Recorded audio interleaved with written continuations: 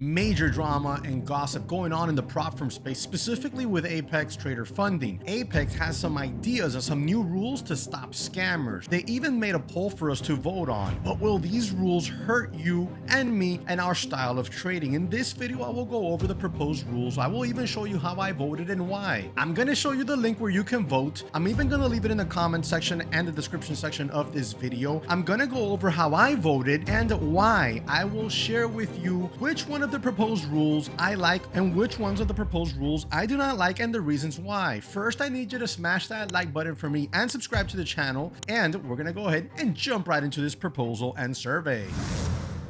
All right, guys, we're going to jump right into the meat and potatoes of this video, and that's the final question of the survey, where it kind of gives you an idea of really what they're trying to look to do and possibly some of the more set in stone type of ideas that they do have. And when we're going to go over that, I'm going to give you my vote on that, and then we're going to go up into the survey, and I'm going to pick out a handful of questions, and we're going to go over specifically my thoughts on those. And guys, those are very important ones in my opinion. Let's jump into this. This is question number 30, the final one. At the end of all this, if the following was the new Apex program, would you like it? 8 trading days to request payout. That's pretty cool, right? Because it's 10 days now, so it'd be 8. That's cool. I like that. Request end of the 8th day, no request period, meaning now we have to request between the 1st of the month and the 5th of the month, or the 15th and the 20th of the month. This means anytime throughout the month that you've reached 8 trading days, you can go ahead and request your payout. I have no dog in that fight. I don't mind the 1 through the 5th or the 15th through the 20th. I know some people do. I don't understand why. I don't mind it. Anyways, moving on. Staff processing throughout the week, 40% hard and fast consistency rule. You know how you have the 30% consistency rule? That's what they call a soft rule, meaning they go on a case-by-case basis. If you trigger that 30% thing, they look at your stats and then they make a determination whether or not it was a windfall or whether or not it was just trading within your program, within your strategy, and you just so happen to have a very big day. In this case, you have a 40% hard, fast consistency rule, meaning there is no review of it. If you triggered that 40%, right, you're done in that sense. You're not going to get that payout. You could just continue trading, and in the next payout time, you can go ahead and put in for a payout. I don't mind it either way. I think 40% is, I don't think it's bad. I don't think that 40% hard and fast rule is bad. The 30% soft rule, it's all right with me. I can go either way with these two rules. You could just pick whichever one you want and leave it as far as I'm concerned. No more flipping rule.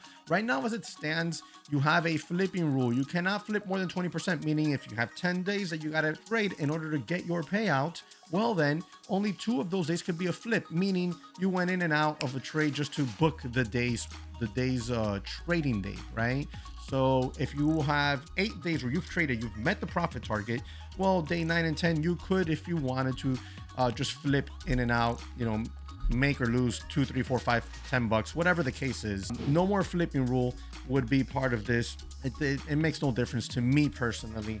As far as that, I've never flipped in a PA. I have flipped in evaluations, but there is no flipping rule in the evaluations. 4 of the 8 days require 150 plus or minus. See, this one here, because now they're establishing a dollar amount per day, right? So out of those 8 trading days that you need to meet in order to get your payout request put in for, so half of those 8 days, you needed to have been made either $150 or lost, I guess, 150 bucks. Is it okay if you lost less than 150 bucks? I don't know. That's a little bit vague in that sense as far as the minus goes. Because do you have to lose 150 bucks? For example, today I lost $40 in 3 accounts, and I made 150 something in 3 others, and I lost 150 in 3 others. So is it to where actually $40 in 1 account? Is it to where that $40, does that not count as a trading day? I traded the plan, I just exited, and I only lost 40 bucks. You know, I don't know. I don't like that at all. Just let me trade my system. And that's it. I manage my risk appropriately, and we're good to go. Like typically I try to risk $300 per trade. That's generally my risk tolerant. So if I'm risking $300 per trade, there's going to be days where I'm going to be down 300, 600 bucks. And there's going to be days where I'm going to be down less than 300 bucks. Just simple as that, because I'll take a partial position off at a profit target. Trade will turn around on me, stop me out. And well, I didn't lose 300 bucks. Maybe I lost 100. Maybe I lost 50 bucks, you know? So I'm not a fan of that at all. That 4 of the 8 days requiring 150 plus or minus. Don't like that at all. Scratch, get that out of there. Probation status. This is going to be for habitual people who rule breakers. So habitual rule breakers, they will get a probation status, and within that probationary time, they might only be allowed to trade X amount of contracts. They might be forced to have some sort of cushion in their account, and whatever else preliminary rules they're going to set in place for probation status accounts. I don't like this probation status thing. I don't like any time there's any probationary status type of thing. I do not like to penalize good traders because of bad traders. Or let's put this in the grand scheme of things. Get yourself a classroom with kids. You got a handful of kids acting out, even if it's 75% of the kids acting out, all right? And then you got 25% of the kids acting properly. Why am I going to punish the entire classroom, right? Including those 25% that are doing their work properly, that are there paying attention, because 75% want to eat crap. I don't like that. So I don't like this type of thing. It could be utilized in that way, not intentionally, but you could get, in my opinion, lost in the shuffle because me, for example, I have my way of trading. I think that there could be a case, or in a set, let's say I have 20 accounts. Let's say I'm trading a set of 3 and I put in for a payout. I could see where I could potentially, if I'm trading a total of 12 accounts, one of my sets of 3 could be put in a probation status because, well, maybe one day I hit, you know, a banger and I hit the 40%, and then I didn't, the 154 days out of 8, I didn't hit that, and it just, I don't like it.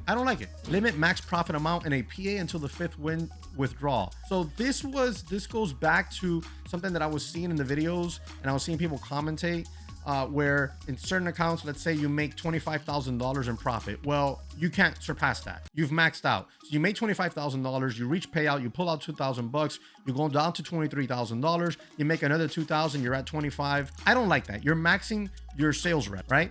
As a salesperson that I've been for almost 2 decades, or I don't even know, man. I don't even know how long at this point. I've never been maxed. I've never had a max. Now, I haven't worked for anybody in many years, but when I did, I was never maxed out. Like, I was never maxed. Like, oh, you reached your top, you can't get paid any more commissions. That's foolishness. That is how you make less money. So I don't like that at all. Limiting the amount of money that you can make in APA until the 5th withdrawal, garbage in my opinion. Don't like that at all. I don't, that's terrible. I don't like to limit anybody's profit potentials on anything. After the 5th withdrawal, no more 40% consistency rule, and no 8 trading days to request anytime, even daily. That's pretty cool. I mean, you can leave that, but you got to get away from that 100, what is this? About that limiting max profit. Take out 100% starting the 5th withdrawal instead of the 4th month, whatever. That's irrelevant. Okay, so when I read these rules, this number 30th, and I'm going to give you my answer right out the gates. When I read these, I wrote it no. I don't like this new program, because even though I like a lot of the stuff in the program, the things I do not like are enough for me to not be a fan of this at all. So I veto it. I don't want it. Leave Apex alone. We're gonna go into some of the rules that are individual up in the survey. I want to say one thing, and this is very, very, very important to you. The main thing that attracted me to Apex years ago, and the reason why I brought Apex to you here on this channel, was because of their simplicity. You looked at other firms, they had a bunch of different rules. They had scaling plans and consistency rules and intraday trail and an end of day trail, or end of day max loss, or an intraday max loss, whatever you call it. The rules were so cumbersome that I felt like you needed to practically be a lawyer to trade for them, and because you wanted to memorize all the damn rules. I didn't like that. I liked Apex because you had basically like 2 rules or something like that. You know, you had a trailing drawdown and you had a consistency rule. That was it. That was all there was to it. That's currently all there is to it. And I think that that's where they win. And I think that's where we win as good traders. So if they become too cumbersome, then I'm not gonna say that I'm leaving the firm, because if all of the other firms are the same, I'd probably stay here. But not a huge fan of all of these rules that we just saw. Here you go. This one is a big no-no in my opinion. To make this a reality of quicker payouts and quicker path to 100% withdrawal with no minimum days required and no consistency rule after that, the protective measure I like the most is then you have to pick one. No longer offering 20 accounts, maxing it at 10 accounts. Don't like that. Lowering the trailing threshold amounts, giving less room. Are you kidding me? That's insane to me. The trail drawdown on evals and the trail drawdowns on the beginning of your PAs is very problematic, but nonetheless it's a rule there, and it could be, I work around it. I've gotten payouts, right? I've gotten plenty of payout. Requiring a safety net to always remain. Don't like that. Capping profit limit in PA, the first 4 payouts to 25K each PA, that's insane. So you can only make $25,000 in one PA, and then you're capped. You can't make 30 until your 4th payout. That's wild to me. I don't like that at all. Eliminating 1 day to pass. If I had to pick one of these, then I pick the eliminate 1 day to pass. Simply why? Because I'll still pass the eval if I need to in 1 day, and then I'll just flip it for the remaining days to finish it up. That's it. I rather eliminate the 1 day to pass and leave everything else as it stands. This one, should Apex enforce a scaling on PA accounts in order to help discourage windfall traders out the gates? Yes or no? I put no, because simply put, if you want to stop windfall traders, you stop them when they request their payout. That's when you stop them. Why? Because you look at the program, you look at the data, and you'll see that they're always in full port on their PAs, meaning if they're in a $250,000 account, they're always trading 27 contracts, right?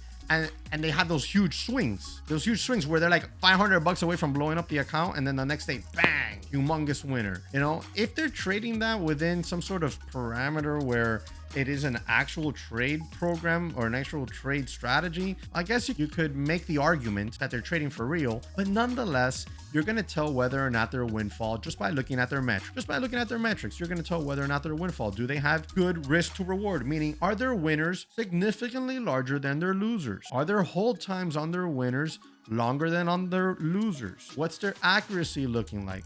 Those type of things should be looked at as far as when you're looking at it from a risk management perspective. So no, I would not want to see a scaling plan in PAs. Then you got the idea of the 8 days instead of 10. I like it. Of course I like it. Who's going to say they don't like having to trade less days in order to request profit? Now, what am I willing to sacrifice in order for that? Well, let's take a look here. I don't like the $150 thing in the 4 of the 8 days. I don't like that. If that's what I have to choose about, you know, even $100, I don't like that. I don't like putting a numeric goal on that. I don't like it at all. You're either going to have that, or you're going to have the 40% consistency or the 30% consistency. You can't have both, in my opinion. So I do not like this. I would rather it stay at 10 days, because who the hell cares? 2 days difference. Then you got one that I know people are very excited about, and it's, should Apex do away with the 1 through the 5th and 15 through the 20th slots for your payouts?